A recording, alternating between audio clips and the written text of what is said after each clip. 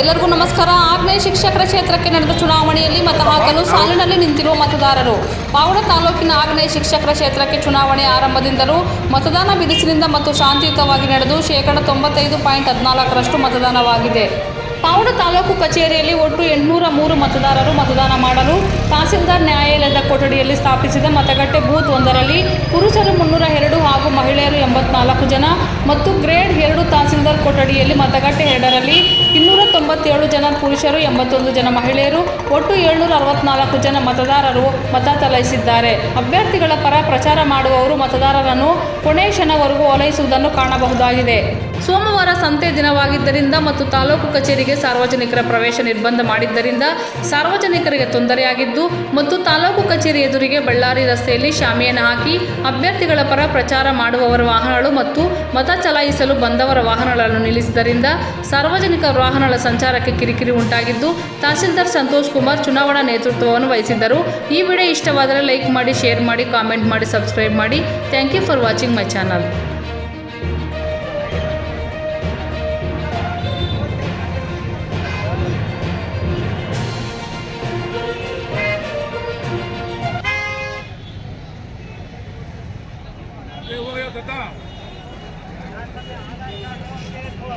ಇವತ್ತಿಲ್ಲ ತಾತ. ಓಕೆ.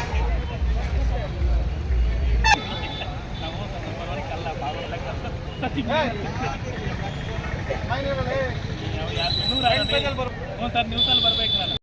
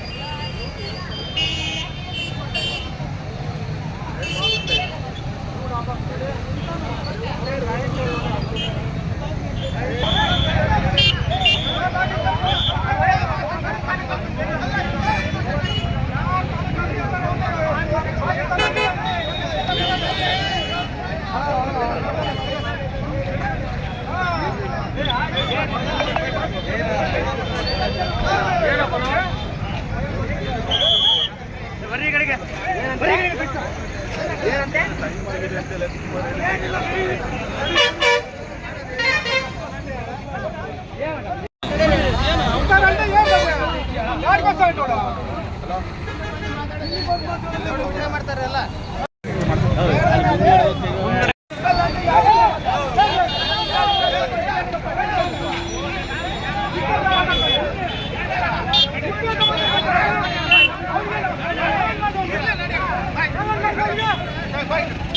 ಓಡಿ ಓಡಿ.